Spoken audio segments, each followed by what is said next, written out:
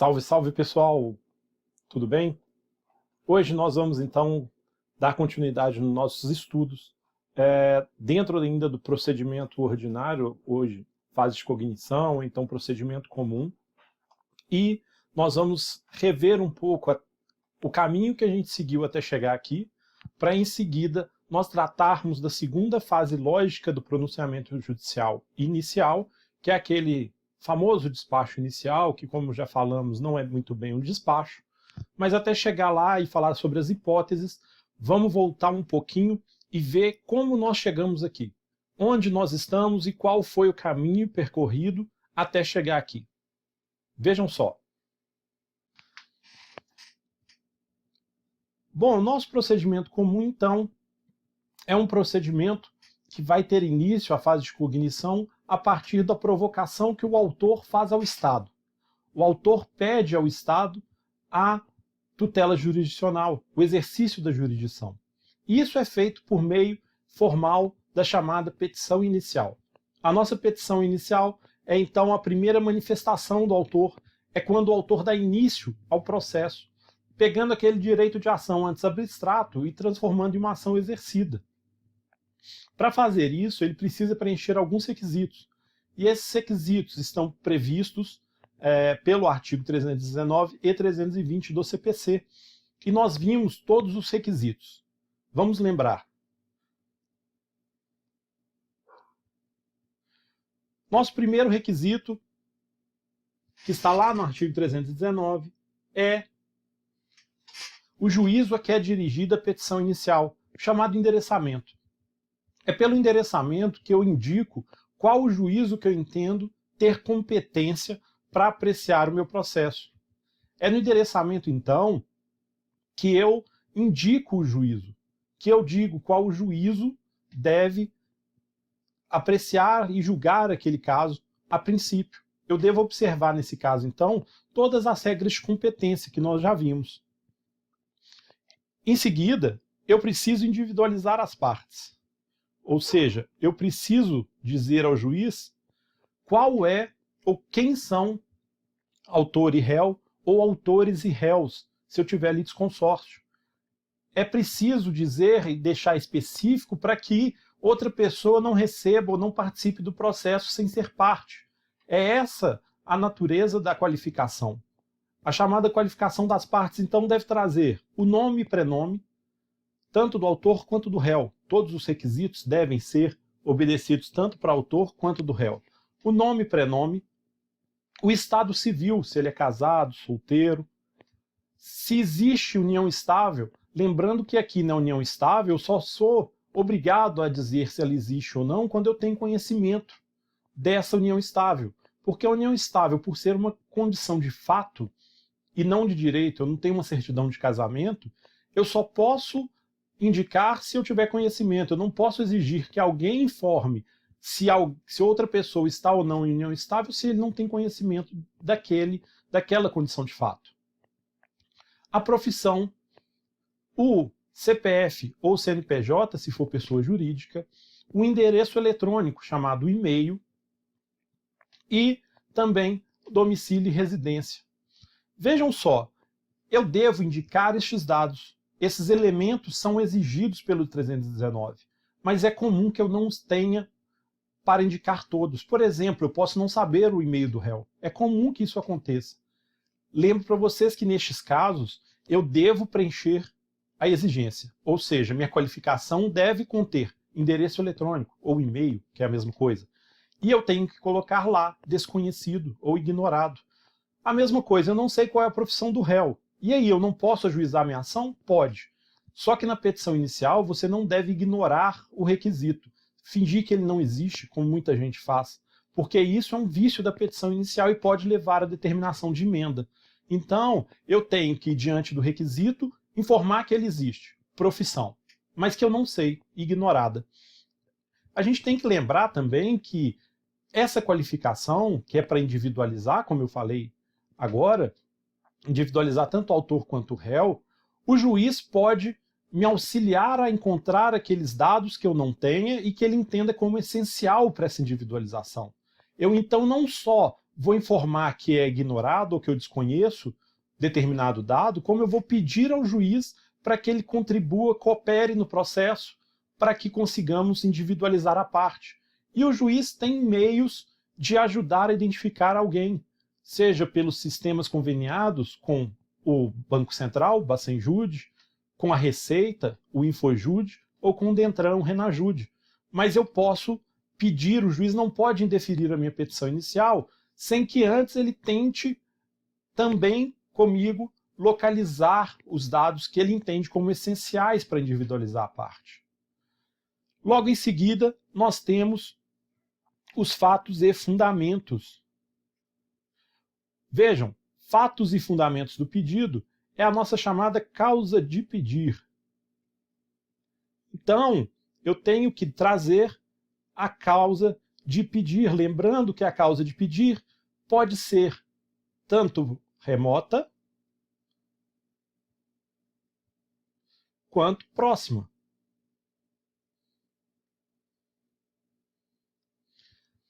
A causa de pedir remota representa efetivamente os fatos.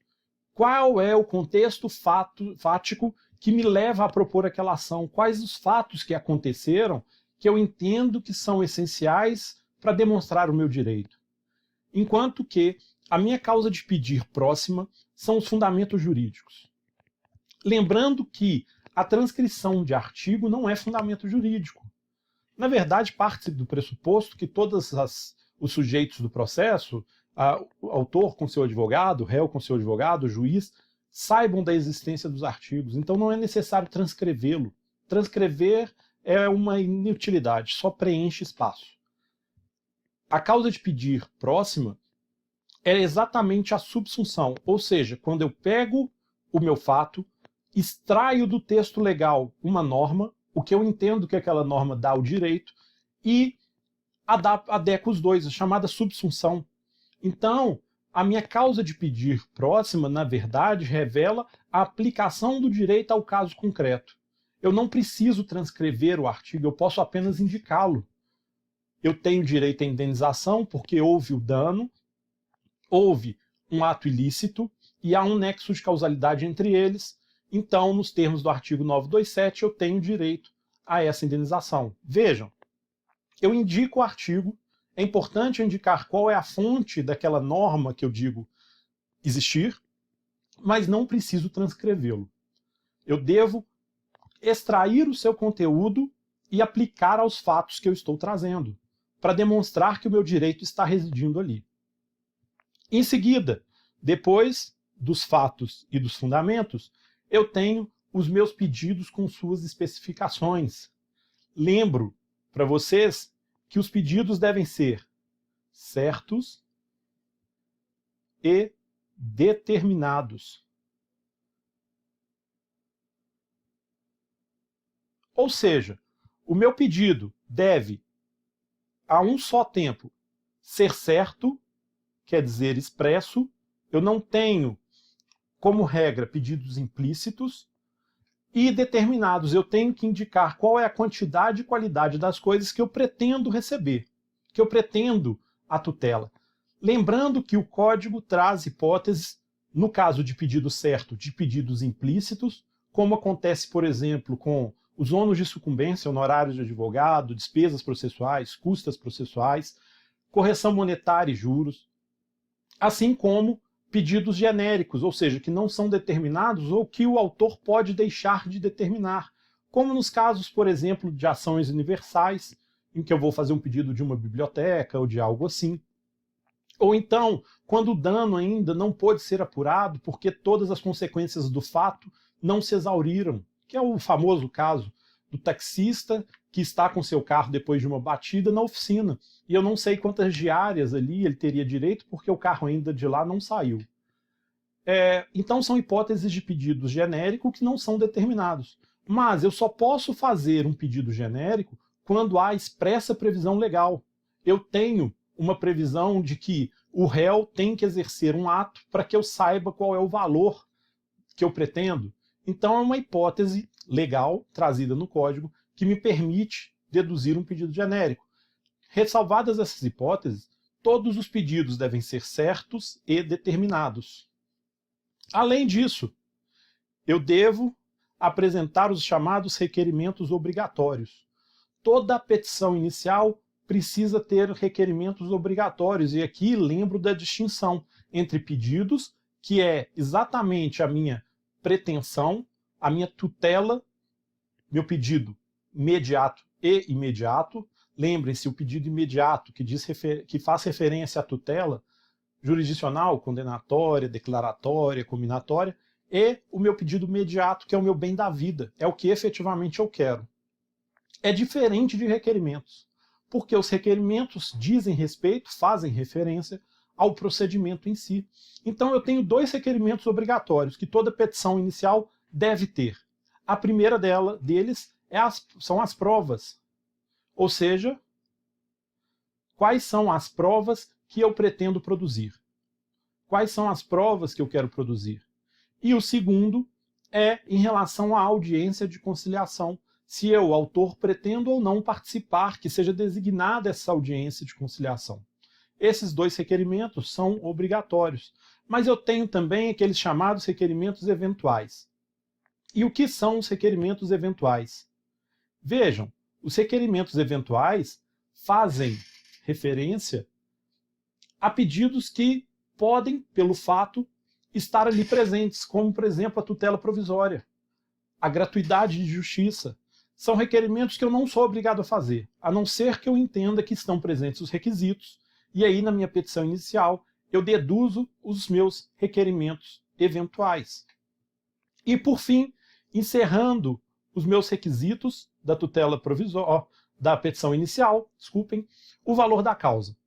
Lembrando que nós temos regras específicas para o valor da causa e que eu sempre tenho que ter um valor da causa, ainda que minha petição inicial, o meu direito, os meus pedidos não expressem um proveito econômico imediato ou claro. Ainda assim, eu tenho que ter um valor da causa, o que eles costumavam, se convencionou chamar o valor de alçada, mas na verdade é um requisito do Código para a petição inicial. Então, o valor da causa deve, num primeiro momento, representar o meu proveito econômico, ou o que eu quero de proveito econômico, o benefício que eu terei com aquela ação. Quando eu tiver acumulação de pedidos, ou seja, eu fizer mais de um pedido, ele deve englobar todos os pedidos feitos. E, quando eu não tiver esse proveito econômico, eu tenho que arbitrar um valor à causa. Mas eu sempre preciso de um valor à causa. E, por fim, os nossos requisitos do artigo 320 do Código, que são todas as petições iniciais precisam ser acompanhadas com os documentos indispensáveis à propositura da ação. Então eu tenho na minha petição inicial que preencher os requisitos intrínsecos, ou seja, que fazem parte da formação da petição inicial, que estão no 319, e também aqueles extrínsecos, que são os documentos essenciais, indispensáveis à propositura da ação. Feito isso, gente, nós promoveremos a distribuição e o registro da minha petição inicial. E aqui vale lembrar 3 características dessa distribuição e registro. A distribuição da ação ou da petição inicial vai, primeiro, tornar prevento o juízo. A partir do momento, então, em que eu distribuir a minha petição inicial, aquele juízo vai se tornar prevento. Ele vai ser o competente para julgar as causas que tenham conexão ou continência. Se extinto o processo, sem resolução do mérito, eu ajuizar um novo processo, deve novamente ser direcionado ao juízo prevento, ainda que acrescido um réu ou 2, ou acrescido um autor ou outro, não me importa, modificado um pouco a causa de pedir, não me importa. E ainda, essa distribuição precisa ser aleatória e alternada, observando rigorosa igualdade. Vejam, o Código fala expressamente em rigorosa igualdade. E pode ser eletrônica. Na maioria das comarcas hoje é eletrônico. Feita essa distribuição, então, o processo vai concluso ao juízo, ou seja, ele vai lá para o gabinete do juiz para que nós tenhamos o segundo ato do nosso processo, da nossa fase de cognição, que é o chamado de pronunciamento judicial inicial. Muita gente chama de despacho inicial, o que é um erro. Por quê? Como nós já vimos, lá no artigo 203 do Código, são enumerados as espécies de pronunciamentos iniciais. Ou seja, quando o juiz se pronuncia, quais são as espécies de pronunciamento que ele pode fazer? A primeira, a sentença, que é todo pronunciamento com conteúdo decisório e que põe fim à fase de cognição ou extingue a execução. Então a sentença sempre vai ter esses dois requisitos. Primeiro, tem conteúdo decisório, e segundo, ele põe fim à fase de cognição ou extingue a execução. A segunda, que é a decisão interlocutória. Decisão interlocutória é todo pronunciamento que tem conteúdo decisório e não é sentença. Então, ela é por exclusão. Se diante de uma decisão, portanto um pronunciamento com conteúdo decisório, ele não pôr fim à fase cognitiva nem extinguir a execução, eu estou diante de uma decisão interlocutória. E por fim, os despachos, chamados despacho de mero expediente, que são aqueles não têm conteúdo decisório, são os pronunciamentos em que o juiz simplesmente dá andamento, dá um impulso oficial ao processo. Ele não tem carga decisória, não causa prejuízo a ninguém. Então vejam, quando eu vou falar do meu pronunciamento inicial, o chamado despacho inicial do juiz, eu não posso informar se aquilo vai ser uma sentença, uma decisão interlocutória ou um despacho propriamente dito. Por isso o equívoco de chamar em despacho inicial, porque não é um despacho, ele pode ser uma decisão interlocutória, ou pode ser até mesmo uma sentença, como nós vamos ver. Então, o correto é pronunciamento judicial inicial, ou pronunciamento inicial do juiz, ou pronunciamento do juiz inicial. Qualquer um, tanto faz. Só não é um despacho, propriamente dito. É um equívoco chamar de despacho. E esse pronunciamento inicial do juiz deve observar 4 fases lógicas. Ou seja, são etapas a serem vencidas todas as vezes que o juiz for proferir uma decisão, ou for proferir essa decisão. São essas 4 fases. A primeira, o juízo de admissibilidade. Vejam que o juiz de admissibilidade, o juiz vai verificar, primeiro, se todos os requisitos da petição inicial foram preenchidos. O artigo 319 e 320 foram respeitados? Se sim, estão presentes os pressupostos processuais? A parte é legítima, tem interesse? Me parece que sim. Então, se tudo estiver aqui, nós passamos para a segunda fase. Se não estiver, se o juiz entender que há um vício, não foi preenchido algum artigo do 319, ou eu tenho algum problema com a minha petição inicial, ele vai determinar a emenda da petição inicial. A emenda da petição inicial, que é justamente essa correção da petição inicial, deve acontecer no prazo de 15 dias, como regra, mas se o requisito faltante for o advogado que, ajuizando a ação em nome próprio, deixar de indicar o número da OAB ou o endereço para receber intimações, esse prazo será de 5 dias, para que ele empreste essas informações. Por outro lado, se o vício for insanável, como por exemplo falta de interesse, o juiz não vai determinar a emenda, ele já vai passar diretamente para o indeferimento da petição inicial.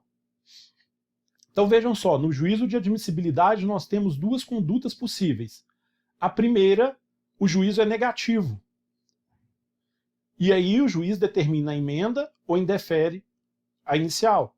A segunda, o juiz é positivo, estão presentes todos os requisitos, e aí o juiz passa para a segunda fase, que é justamente a improcedência liminar do pedido. Então, na primeira fase lógica, chamado juízo de admissibilidade da petição inicial, se for negativo e passível de correção, nós temos o que é chamado de emenda da petição inicial, que vai acontecer no prazo de 15 dias. Emendada a petição inicial, voltamos para a fase de admissibilidade, ou seja, o autor é intimado pelo prazo de 15 dias, corrige aquele item que foi indicado, os autos voltam para que o juiz de novo faça o juízo de admissibilidade. Por que ele vai fazer de novo o juízo de admissibilidade? Porque pode ser que ele encontre outro vício e ele pode determinar nova emenda. Ele não está proibido de determinar emendas sucessivas. Então, vejam, feita a emenda da petição inicial, voltamos para a primeira fase, que é o juízo de admissibilidade. E, novamente, o juiz vai verificar se estão presentes os requisitos. Se estão presentes, ele vai dar um juízo positivo. Se não entender presentes, ele vai determinar nova emenda e novamente o autor terá o prazo de 15 dias para fazer essa emenda. Se o autor não fizer a emenda, nós temos a hipótese de indeferimento da petição inicial. Vejam, o juiz pode indeferir a petição inicial diante de 4 acontecimentos. Quais são eles? O primeiro, for inepta a petição inicial, falta pedido ou causa de pedir. Os pedidos são indeterminados fora daquelas hipóteses legais em que se autoriza. Ou então, os fatos da narração dos fatos não decorre logicamente a conclusão. E, por fim, os pedidos são incompatíveis entre si. Todas essas hipóteses são de inépcia da petição inicial, que vai provocar o indeferimento da petição inicial. Os outros motivos que podem fundamentar o indeferimento da petição inicial: a parte for manifestamente ilegítima e carecer de interesse processual. Então, me falta o que Lieberman chamava de condições da ação. A parte não tem legitimidade ou não tem interesse. E isso provocará o indeferimento da petição inicial. E, por fim, intimada, a parte não realizou a emenda no prazo de 15 dias, se ausente os requisitos do artigo 319 e 320, ou então não realizou a emenda no prazo de 5 dias, quando se tratar da hipótese específica de advogado que não indicou o número da ordem, número de registro e o seu endereço para intimações. Feito isso, passado pelo juízo de admissibilidade, nós vamos para a segunda fase lógica do pronunciamento inicial do juiz. A segunda fase lógica do pronunciamento inicial do juiz é a improcedência liminar do pedido. Então vejam, a primeira foi vencida de forma positiva, a petição inicial então foi recebida, ele recebeu a petição inicial, quer dizer que foi positiva o meu juízo de admissibilidade. Eu passo então para a segunda fase lógica, que é a improcedência liminar do pedido, que foi justamente o local onde nós paramos e que nós vamos ver nesta aula. Vejam, no primeiro momento, nós precisamos entender de onde surge a improcedência liminar do pedido. Porque, efetivamente, não foi um instituto dos mais pacíficos, diante de muita crítica na doutrina, já que se permitia ao juiz, ou se permite até hoje ao juiz, o julgamento de uma ação, de um processo, sem o réu sequer ter sido citado, por isso liminar. Ele acontece antes mesmo da citação do réu, apesar de improcedência, é um julgamento de mérito. A grande defesa do Instituto tem 2 vertentes. A primeira é que o julgamento de forma liminar, antecipadíssimo, como dizem alguns doutrinadores, ele só acontece quando eu já tenho julgamentos repetitivos, precedentes de observância obrigatória, os chamados precedentes vinculantes. Então, eu tenho uma situação de fato análoga dos precedentes, não demando produção de prova, e alguma daquelas hipóteses ali já foram pré-julgadas antecipadamente, uma tese envolvendo lá os precedentes. Então isso teria o condão de trazer segurança jurídica para os jurisdicionados, resolvendo principalmente aquelas causas de demandas repetitivas, aqueles processos repetitivos, o que é muito comum na Justiça Federal, mas nós também temos hipóteses na Justiça Comum, na Justiça Civil. A segunda justificativa ou sustentação é de que o réu não teria prejuízo, já que a única hipótese é de julgamento de improcedência liminar. Eu não posso julgar de forma procedente contra o réu sem ele ter sido citado. Como o julgamento tem que necessariamente ser de improcedência, surge ali um viés utilitarista, uma justificativa de que é o melhor mundo para o réu, já que ele ganha um processo antes mesmo de ter sido citado, sem ter que gastar com advogado, sem ter dor de cabeça, sem aguardar aquele longo trâmite para chegar ao fim e ganhar o processo. Então seria favorável a ele Essa é a segunda justificativa para se permitir ou autorizar um julgamento liminar de improcedência. Mas fato é de que até hoje não é um instituto tranquilo na doutrina, recebe muitas críticas, e nós precisamos entender que ele acontece justamente após o juízo de admissibilidade. Então foi distribuída uma petição inicial, o juiz recebeu, naquele pronunciamento inicial do juiz, ele faz o juízo de admissibilidade, determinando emenda se for necessário. Não foi indeferida a petição inicial, então ela foi recebida. Nós passamos para essa segunda fase lógica. É o segundo passo do juiz na construção do pronunciamento inicial. Ele vai verificar se estão presentes ou não as hipóteses de improcedência liminar do pedido. E quais são essas hipóteses? Então, gente, os requisitos são exatamente aqueles previstos no artigo 332 do Código. É um artigo que a leitura já parece ser bastante suficiente para a compreensão, não demanda maiores reflexões, mas vamos falar um pouquinho sobre esse instituto, até para evitar qualquer dúvida. Vejam só, a primeira coisa, todo mundo já deve saber a essa altura do campeonato, que o Código estabeleceu um contraditório um pouco diferente. Quem for aos artigos 9º e 10º do CPC vai notar que lá diz que nenhuma decisão pode ser tomada sem que antes sejam as partes ouvidas. É o chamado contraditório como influência e não surpresa. Nasce no contraditório aquelas que o professor Ronaldo Bretas chama de quadrinômio do contraditório. Então, o contraditório vai possibilitar ou dar direito à parte do direito de informação, ela tem que ser intimada, citada e intimada no processo, do direito de reação, ela tem que reagir, mas não basta reagir. Essa reação tem que surtir influência, então o juiz tem que considerar a reação, ela tem que influenciar na decisão, e a parte não pode ser surpreendida com um argumento que não foi objeto de debate. Algo que o professor Dierle Nunes já defendia desde 94, salvo engano, há muito tempo, que é justamente esse contraditório como influência e não surpresa. Mas vejam só, há uma coisa interessante ou curiosa em relação ao julgamento de improcedência liminar. Por quê?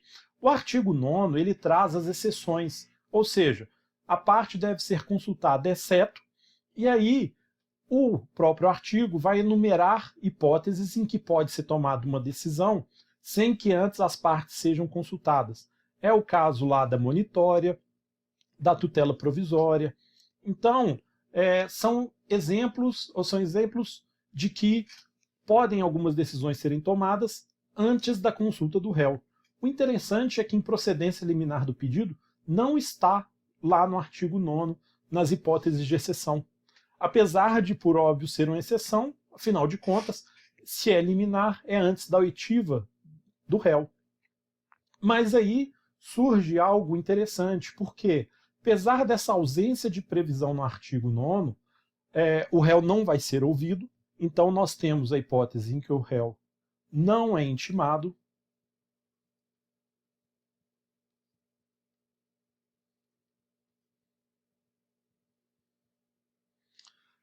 independente da ausência de previsão. Essa ausência implica na obrigatoriedade de intimação do autor, já que lá não é uma exceção, ou seja, o juiz não pode tomar a decisão sem que antes as partes se manifestem.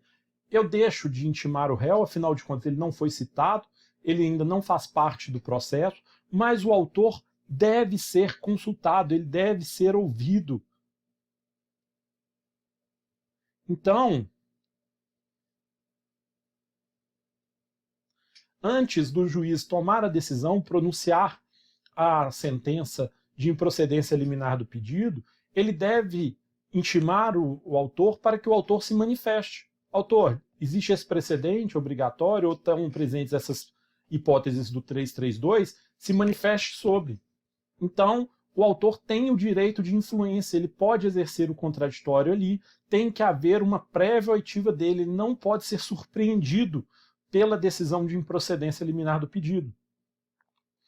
Além disso, uma segunda questão que se impõe é sobre o conhecimento do réu da ação. Ou seja, tudo bem, o autor ajuizou uma ação contra o réu, essa ação teve uma sentença de improcedência, mas teve uma sentença tratando sobre uma relação material minha, ao réu. E aí, eu nunca vou ficar sabendo, eu não terei notícias sobre essa sentença de improcedência? Na verdade, nós temos duas hipóteses aqui. O réu sempre vai tomar conhecimento sobre a sentença. Vai depender de qual foi a reação do autor para a gente saber se essa ciência, se essa notícia sobre a ação vai acontecer após ou antes do trânsito em julgado. Por quê? Porque, diante da sentença de improcedência, o autor pode tomar duas medidas. A primeira, ele não concorda e reapresenta o recurso de apelação. Então, inconformado com aquela sentença de improcedência liminar do pedido, o autor vai lá e recorre, apela daquela sentença. Bom, essa apelação vai para o juiz, então os autos vão conclusos. Por quê? Porque aqui, na improcedência liminar do pedido, é uma das hipóteses em que eu tenho um efeito regressivo na apelação, ou seja, o juiz tem um juízo de retratação. Ele pode se retratar da decisão no prazo de 5 dias. Então vai lá para ver se o juiz vai reconsiderar. Vai falar assim, juiz, você vai reconsiderar dessa decisão? Eu estou recorrendo dela. Está aqui as minhas razões de recurso. Então o juiz vai poder se manifestar se ele vai ou não reconsiderar, retratar,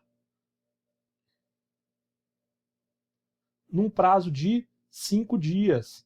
Lembrando que prazos do juiz são impróprios, ou seja, se ele não exercer no prazo de 5 dias, não há o perecimento ali da faculdade dele, da oportunidade, ele vai poder se manifestar depois, os prazos são impróprios.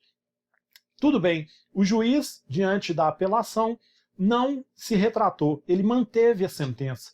O que vai acontecer então? Ele vai determinar a citação do réu, para que o réu tome conhecimento dessa ação, e sua intimação para contrarrazões. O réu não vai ser intimado para contestar, ele vai ser intimado para apresentar contrarrazões ao recurso de apelação. Então,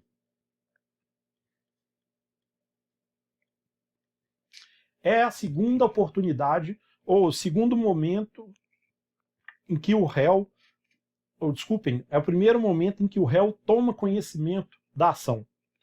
Ele descobre que existe a ação e vai participar dessa ação, a partir deste momento, por suas contrarrazões a serem oferecidas no prazo de 15 dias. Então, a primeira hipótese em que o réu toma conhecimento é quando o autor apela. Ele não concordou com a sentença e apelou, sendo o réu intimado para oferecer contrarrazões. Esse processo, então, vai ser remetido ao tribunal, para o tribunal resolver se o juiz acertou ou não na decisão dele de julgar de forma liminar improcedente o pedido. A nossa segunda hipótese, então, é justamente naquele momento em que decide o autor diante da sentença, o juiz então proferiu aquela sentença liminar, e decide o autor concordar com ela, não recorrer. Nesse caso, então, a gente vai ter o chamado trânsito em julgado. Ou seja, não vai caber mais recurso daquela decisão e, mais do que isso, aquela questão não poderá mais ser discutida. Por quê? Nós vamos ter o trânsito em julgado, vai fazer a coisa julgada formal, portanto não caberá mais recurso, não existem mais meios para impugnar aquela decisão via recurso, e não só isso, é uma decisão de mérito, a sentença é de mérito. Se ela é de mérito, eu faço também a coisa julgada material, não vai permitir ao autor então propor uma nova ação. E isso vai ser objeto de intimação, então o réu vai ser citado e intimado sobre o trânsito em julgado da decisão.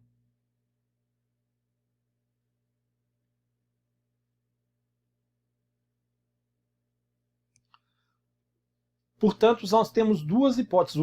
Vejam, o réu sempre vai tomar conhecimento da existência da ação ele sempre vai saber que o autor, em algum momento, propôs aquela ação contra ele, ainda que ela tenha sido resolvida com mérito de forma liminar. O juiz julgou improcedente liminarmente o pedido, aquele julgamento antecipadíssimo. Diante da improcedência liminar dos pedidos, o réu vai ficar sabendo da ação? Vai. Como que ele vai ficar sabendo da ação? Primeiro caso, se o autor não concordar, então o autor não concordou com a sentença, ele recorre, e aí, no recurso, vai ser o réu citado e intimado para apresentar contrarrazões, para se opor ali àquele recurso, pretendendo que seja mantida a sentença.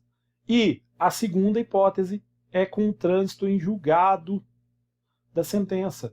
Quando a sentença tiver o trânsito em julgado, então, o réu vai ser intimado sobre aquele trânsito em julgado. Ele vai saber que existiu a ação, quais foram os fundamentos e por que o juiz julgou improcedente de forma liminar, e o autor concordou com aquilo, já que não apresentou recurso, não houve impugnação.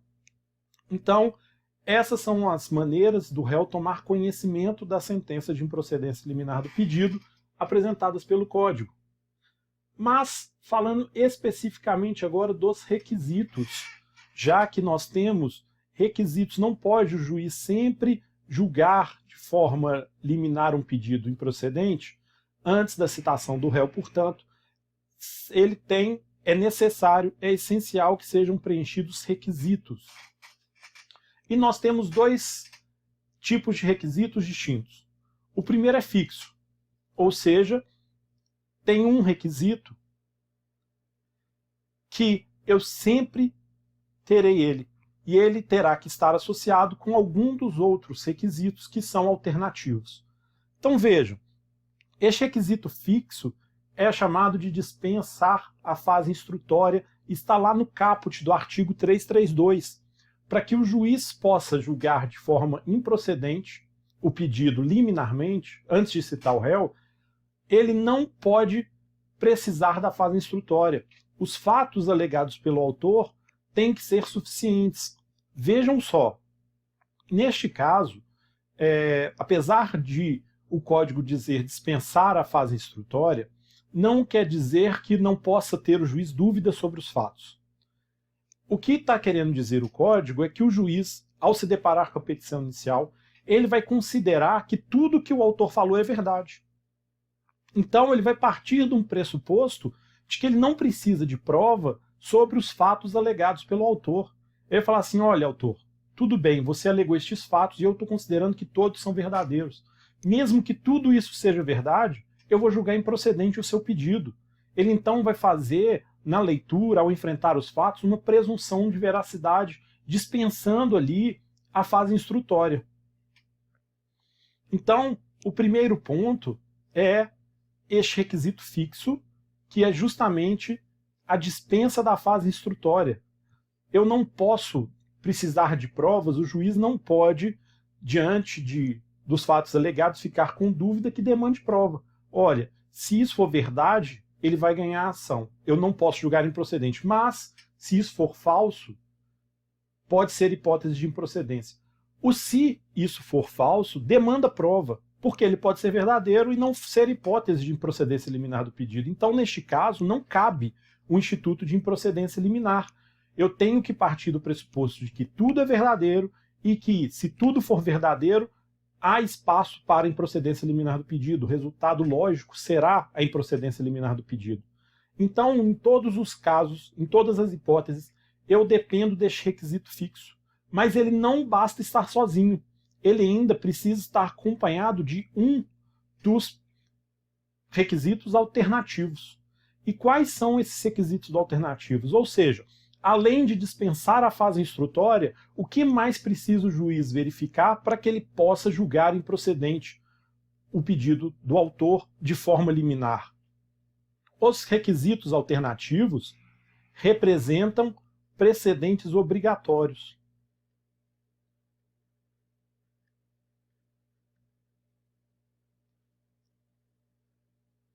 Também chamados de vinculantes.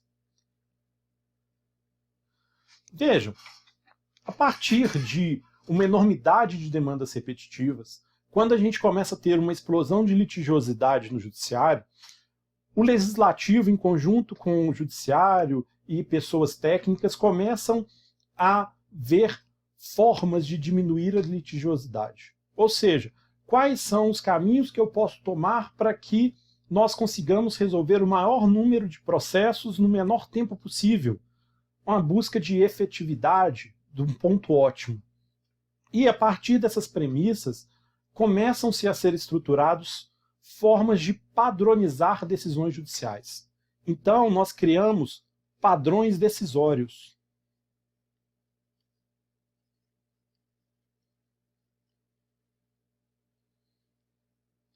O que são esses padrões decisórios, então? São decisões tomadas pelas cortes superiores ou pelos tribunais estaduais que uniformizam o entendimento e, mais do que isso, a partir do momento em que esses entendimentos são uniformizados, eles começam a vincular todos os juízes que estão subordinados àquele tribunal. Então, diante de um caso análogo, se não há nenhum fundamento diferente, que não tenha sido analisado pelo julgado, o juiz deve julgar da mesma forma. Ele deve dar a mesma decisão que foi dada pelos tribunais superiores. Por quê? Porque ele vai aplicar esse chamado padrão decisório. Esses padrões decisórios estão lá no artigo 927 do CPC. A leitura do 927 vai se enunciar todos os chamados precedentes vinculantes. Então vejam, além do meu requisito fixo, que é dispensar a fase instrutória, eu considero que todas as alegações do autor são verdadeiras, eu também preciso de um requisito alternativo junto. Eles são concomitantes, eu preciso de um mais outro. E qual que é este requisito alternativo? É um dos precedentes vinculantes ou a prescrição e decadência. Então vamos lá. O primeiro, enunciado de súmulas do STF e STJ. Vejam, a partir de uniformizações jurisprudenciais, ou seja, no momento em que o tribunal já tinha uma posição sobre determinada questão pacífica, que não existia mais dúvida sobre naqueles argumentos, ele já tinha decidido aquela questão inúmeras vezes, reiteradas vezes, decidia o tribunal, então, elaborar enunciado de súmula. O STF, em matéria constitucional, afinal de contas é onde o STF atua, e o STJ, de matéria infraconstitucional. Esses enunciados de súmula possuem normas, mas vejam só, eles não são equiparados à lei. Eu tenho lá a súmula 317 do STJ.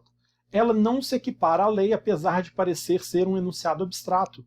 As súmulas dependem dos casos que foram julgados para sua formação. Então, o contexto fático que vai se equilibrar ou que vai se encontrar com a dispensa da fase instrutória, da súmula, deve ser observado. Toda súmula tem lá quais foram os casos julgados que ensejaram aquele entendimento. Sempre quando eu tiver com um caso análogo a uma súmula, a enunciados de súmula, eu vou poder fazer o julgamento de improcedência liminar dos pedidos. A segunda hipótese, acórdão do STJ e do STF em recursos repetitivos.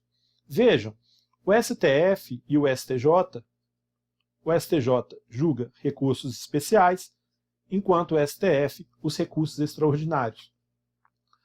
A partir do momento em que começam a chegar muitos recursos sobre uma determinada questão, então eu tenho uma enormidade de recursos envolvendo a mesma matéria. Por exemplo, revisional bancária.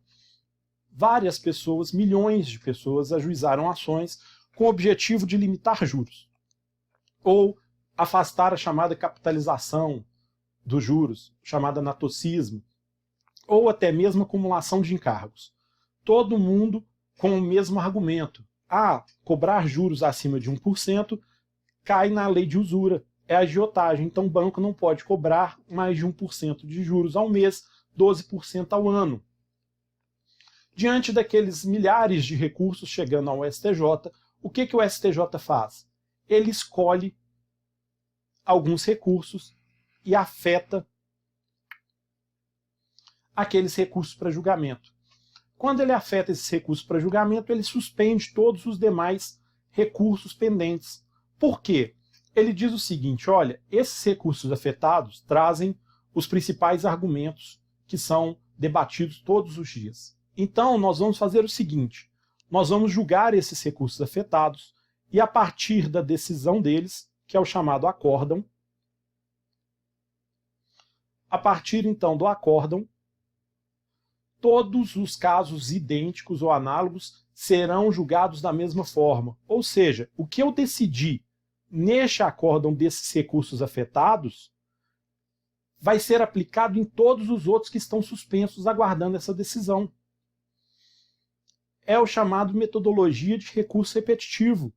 Ele, então, diante de uma multiplicidade de recursos, afeta alguns para julgá-los. E a partir dessa decisão, desse acórdão, todos os outros recursos de questões análogas serão julgados da mesma forma.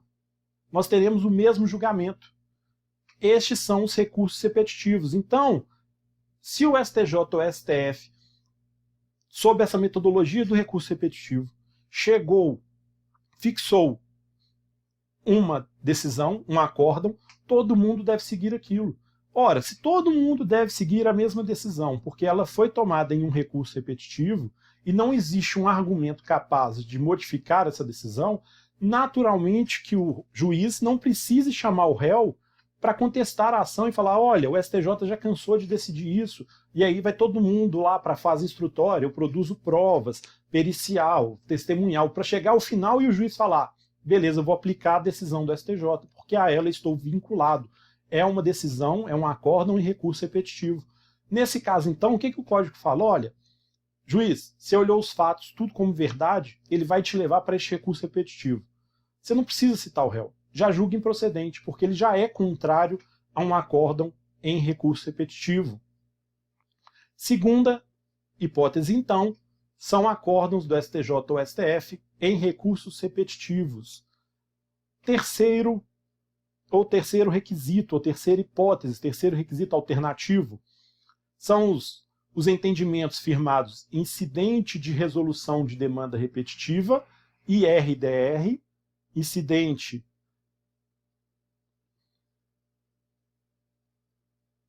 de resolução de demanda repetitiva,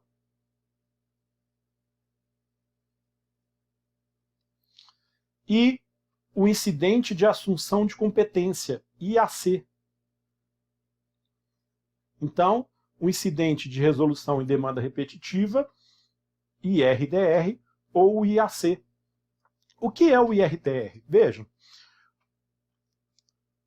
Sobre aquela mesma justificativa do recurso repetitivo, mas agora nos tribunais. Seja no Tribunal de Justiça estadual, ou seja no regional, no Tribunal Regional Federal. Então nós estamos em tribunais regionais ou estaduais. E o tribunal verifica a mesma coisa que o STJ, ou seja, um número enorme de processos idênticos, de causas repetitivas. A partir do procedimento então estabelecido pelo próprio Código, pode-se instaurar um incidente. Um incidente para quê? Para que aquele tribunal estadual ou regional federal decida a questão de uma vez por todas, ou uniformize a decisão que todos os juízes que estão a ele vinculados devem tomar a mesma decisão no mesmo sentido. Então, o IRDR funciona de igual forma ao recurso repetitivo, mas em tribunal estadual ou regional federal. Há também uma diferença sobre procedimento, mas que não vem ao caso nesse momento. O que devemos entender é que o instituto, o incidente de resolução de demanda repetitiva, ele também vai gerar um entendimento, um acórdão, que vai trazer um entendimento que deve ser seguido por todos os juízes vinculados àquele tribunal. Vejam, é óbvio que se eu estou no TJMG e o TJMG estabelece um entendimento em IRDR, no incidente de resolução de demanda repetitiva, o juiz que está lá em São Paulo, do TJSP, não está obrigado a seguir, porque ele não está vinculado ao tribunal. Agora, por outro lado, Se esse entendimento é do TJMG, todos os juízes do TJMG devem seguir aquele entendimento. E isso vai abrir espaço para que o juiz julgue improcedente de forma a liminar o pedido. Por outro lado, no caso do IAC, incidente de assunção de competência, também está previsto no Código, e ele se diferencia um pouco sobre o IRDR. Por quê? O IAC não exige uma multiplicidade de casos, ou seja, que os casos sejam repetitivos, aquela enormidade de casos. Ele pede que sim, nós tenhamos um número relevante de recursos, de processos, ele não precisa ser repetitivo, aquela enormidade, mas algo relevante, e que ele traga relevante questão social. Então, no caso do IAC, apesar de eu não ter muitos recursos sobre determinada questão, eu tenho uma questão relevante socialmente. Ela é importante para a sociedade daquele lugar. Então se estabelece ali um incidente de assunção de competência em que o tribunal diz, olha, eu vou resolver essa questão. Muito fácil se nós vermos a seguinte situação. IRDR, o caso em Minas do Uber. Nós tínhamos uma enormidade de recursos em vários lugares, dizendo sobre a legalidade ou não do Uber, do serviço de aplicativo, de transporte por aplicativo.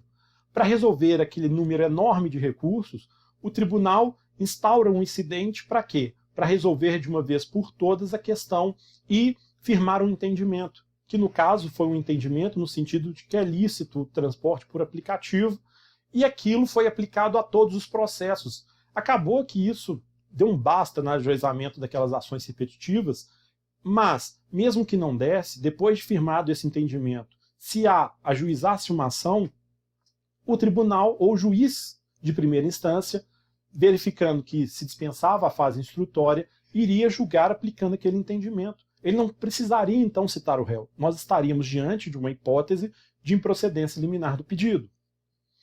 Já no IAC, o número é menor. Imaginem aquela tragédia, aquele crime praticado pela Vale em Mariana, o primeiro deles. Aquele crime atingiu um número determinado de pessoas, não era um número enorme de pessoas, o que gerou um número de processos, 300 e poucos, salvo engano, em relação a Mariana. Vejam, apesar de eu não ter uma enormidade de recursos, como foi o caso da Uber, ou como foram os bancos, em que eu tinha 300 mil processos apenas em um tribunal, eu tinha um número relevante de ações e uma questão social importante. Então, eu poderia instaurar o IAC, mesmo que eu não tivesse uma multiplicidade de ações, de processos, eu tinha um número considerável e ainda uma questão socialmente relevante ali. Vejam, então esses enunciados, sejam eles fixados em IRDR ou em IAC, vão permitir, vão autorizar o julgamento liminar do pedido, de forma improcedente.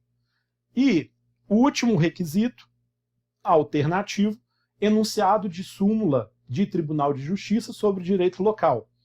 Ora, direito municipal como regra, o direito local, ele é definido ou ele é julgado sempre pelos tribunais que geram súmulas, como acontece também no STJ e no STF, mas aqui a gente fala sobre direito local. Como a competência é dos tribunais de justiça para julgar em direito local, nada mais justo do que se colocar aqui como precedente obrigatório e também hipótese de improcedência liminar do pedido. Por fim, um requisito alternativo também, que está previsto no Código, é o caso de prescrição e decadência. Aqui, lembrem-se, a decadência é legal, ok? Não cabe improcedência liminar do pedido quando a decadência for convencional. Só se aplica na decadência legal. Então vejam só, surge uma questão aqui, há muito já se autoriza que o juiz conheça de ofício sobre a prescrição e decadência. Ou seja, antes mesmo que a parte alegue, pode o juiz trazer a questão de ofício e julgar por aquela questão de ofício. E isso vai se aplicar em procedência liminar do pedido.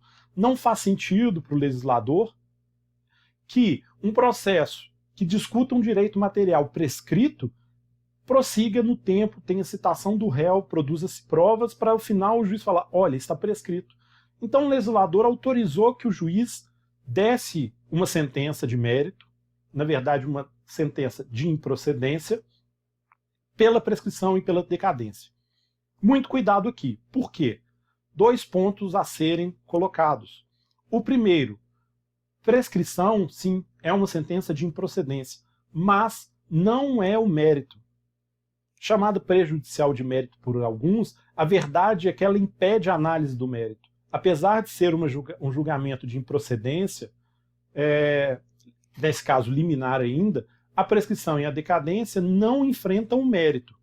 Elas, por isso, alguns doutrinadores chamavam de prejudicial de mérito, porque elas impedem a análise do mérito em virtude dessa objeção. Na verdade, a prescrição e a decadência funcionam exatamente como uma objeção. Elas funcionam como ali um escudo contra a pretensão. Então, na verdade, a prescrição impede a pretensão, enquanto a decadência fulmina com ela. Mas fato é que não são méritos, porque o bem da vida não é resolvido. Então, prescrição e decadência não são decisões de mérito. O segundo ponto é sobre prescrição e decadência ser ou não matéria de ordem pública. Por quê? Porque nós temos um terrível engano de que o que pode ser conhecido de ofício a gente diz que é matéria de ordem pública. Assim, o STJ, em 2 oportunidades pelo menos, disse que prescrição e decadência são questões de ordem pública e por isso poderiam ser conhecidas de ofício. Vejam lá no RESP 1.467.302 e no agravo regimental, no agravo em RESP 75065. Nessas 2 decisões, o STJ chegou ao ponto para afirmar que prescrição e decadência são matérias de ordem pública. Mas eles estão, ou essas decisões, ao que nos parece, são equivocadas. E por que são equivocadas? Questões de ordem pública são aquelas questões que transcendem a relação entre as partes, a relação material entre autor e réu, a relação que se diz respeito aos sujeitos, alcançando um nível que são questões atinentes à própria sociedade. Isso são questões de ordem pública. Acontece que prescrição e decadência é estritamente particular. Ela só diz respeito à relação jurídica entre autor e réu e mais ninguém. Então, é um equívoco dizer que prescrição e decadência está no âmbito das questões de ordem pública ou matérias de ordem pública. A única questão é, elas são matérias cognoscíveis de ofício, ou seja, que elas podem ser conhecidas de ofício. O STJ, ao tomar essas decisões, parece que eles enfrentaram uma dificuldade em dizer o motivo pelo qual o juiz poderia, de ofício, conhecer dessas matérias decidindo. Então eles escaparam, eles fugiram pela parte mais fácil. Disseram que essas questões são de ordem pública, mas não nos parece ser o mais correto. Eu acredito que não são. O que acontece é que o legislador, como nós já vimos em TGP, nós temos o princípio da inércia. A jurisdição, então, só pode atuar, só pode agir quando há provocação. Acontece que esse princípio da inércia não é absoluto. A jurisdição pode atuar em algumas hipóteses, mesmo sem provocação. E quem vai falar quais são essas hipóteses é a própria lei. Então o legislador, abrindo uma exceção ao princípio da inércia, colocou lá a prescrição e a decadência. Disse que, no caso de prescrição ou decadência, independente de provocação, então ninguém precisa provocar o juiz, ele pode conhecer dessa matéria e julgar. Então vejam só, a prescrição e a decadência são matérias cognoscíveis de ofício, que podem ser conhecidas de ofício, mas não são matérias de ordem pública. Elas simplesmente não estão submetidas ao princípio da inércia, porque assim quis o legislador. Então eu não preciso falar que são matérias de ordem pública para eu poder julgar aquilo, ou para o juiz poder conhecer aquilo de ofício. Então, vejam só, é importante saber que existe uma posição do STJ nesse sentido, dizendo que são matérias de ofício ou matérias de ordem pública, mas que deve ser feita uma crítica a essas decisões. E essa crítica vai justamente nesse sentido, para que eu afaste o princípio da inércia, ou para que eu afaste a inércia da jurisdição, eu não preciso, não me é necessário levantar, elevar, erguer aquela matéria de ordem pública. Ou seja, eu não preciso dizer que aquela matéria é de interesse social de toda a sociedade para que o juiz possa conhecer de ofício. Não me faz, ou não parece fazer muito sentido essa modificação. A prescrição e decadência continuam sendo matérias privadas, inerentes e relativas de interesse de autor e réu, mas que pode o juiz conhecê-las de ofício quando essa relação for levada ao judiciário por uma autorização da legislação. A legislação autorizou que a jurisdição quebre a imparcialidade, a inércia nesse caso, e resolva essas questões. Tudo bem? Ficamos por aqui, então. Vimos uma breve revisão sobre tudo, ou sobre todo o procedimento, até chegarmos aqui na segunda fase lógica do processo de conhecimento, ou do pronunciamento judicial inicial, inaugural, aquele pronunciamento em que o juiz profere uma decisão ou um despacho, e aí vai depender de qual é o conteúdo daquele pronunciamento, quando ele tem o primeiro contato com a petição inicial. Então, dentro deste primeiro contato, depois de distribuição, o juiz recebe a petição inicial, ele vai fazer um juízo de admissibilidade. Lembrando que esse juízo de admissibilidade vai ensejar um despacho determinando a emenda, e aqui eu estou falando de despacho, como nós já vimos, por uma questão técnica, porque o STJ entende que o despacho que determina a emenda é um despacho, não é recorrível. Ele poderia até ser recorrível quando subverte a ordem legal, mas não é o nosso caso, até porque ele não está previsto no 1015 do CPC. Então, se entende-se como injusta aquela emenda da petição inicial, que deve ser apontado pelo juiz, qual é o vício? Eu devo aguardar uma indeferimento da petição inicial para recorrer ao tribunal por apelação, porque aquilo é um despacho, e despachos são irrecorríveis. Mas, com o juízo positivo de admissibilidade, é recebida a petição inicial, nós passamos então para a segunda fase lógica do pronunciamento judicial inicial, desse pronunciamento inicial do juiz, que é justamente a improcedência liminar do pedido. Então, na nossa segunda fase lógica do pronunciamento inicial do juiz, ele vai verificar se estão presentes ou não os requisitos para a improcedência liminar do pedido. Se estiverem presentes, ele vai proferir desde logo a sentença, antes mesmo de citar o réu e intimá-lo para audiência. Não vai ter audiência, não vai ter prosseguimento aquilo ali. Ele vai proferir uma sentença, portanto, um pronunciamento com conteúdo decisório que vai por fim à fase de cognição, a fase de conhecimento. Agora, se não estiverem presentes os requisitos, e aí ele não pode proferir essa sentença, nós passamos para a terceira fase lógica do pronunciamento inicial do juiz, que é justamente a audiência de conciliação e citação, que nós veremos na próxima aula. Essa aula vai estar disponível para vocês no portal do Canvas e também estará disponível no canal do YouTube, salinha.tv, que é um canal que estamos iniciando com alguns vídeos interessantes sobre questões de processo e de direito como um todo. Quem quiser nos acompanhar por lá, não se esqueça de curtir o canal e clicar lá nas notificações para recebê-las.